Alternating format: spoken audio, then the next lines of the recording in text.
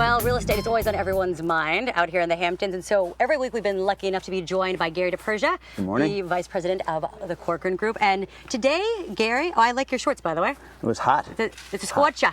So this week we're talking about rentals, right? Because rentals out here are huge. They are. You know, when you travel to different areas, you have many more options as far as hotels and condos than we do in the Hamptons. Between Amagansett and Southampton, we don't have upscale hotels. We don't have a lot of condos.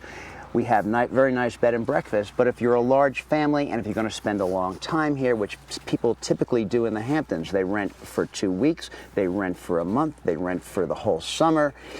A house is much more conducive to a great experience than a bed and breakfast or a hotel that we really don't have. Yeah, it is weird, honestly, that we don't have a big hotel, right? It is, until you go out to Montauk or back to West Hampton. All right, good marketing for people that want to get a hotel out there. So what determines price, rentals, and availability? You know, like houses for sale, a lot of it has to do with size. Size matters.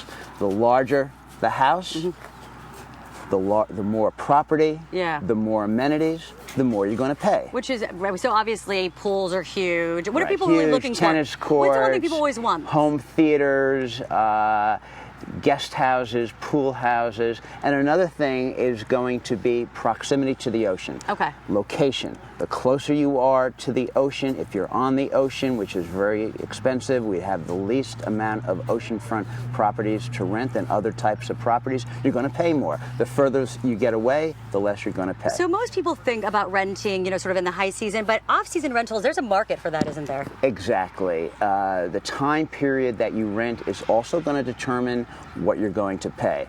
Memorial Day to Labor Day, the longest time period, the most amount of money.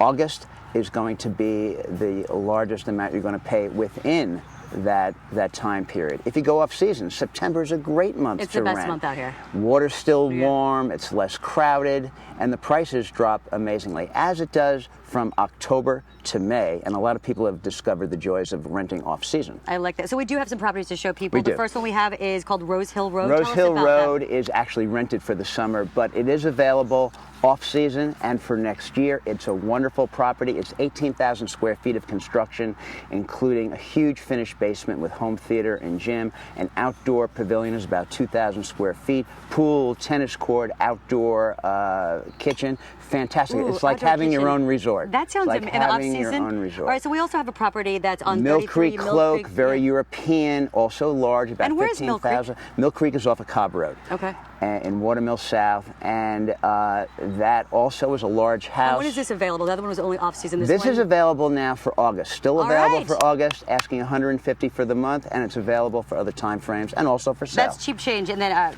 so now we have Halsey Lane. Really Halsey Lane, also available. That's south of Hampton Coffee, between Hampton Coffee and Mecox Bay. Second floor water views, 3 acres, 7 bedrooms, tennis court, What's it going pool. For? That's asking $150 for August and $10,000 a month off season. Also available for sale. A lot of these houses, if you can't tear yourself away from the summer, you can buy them.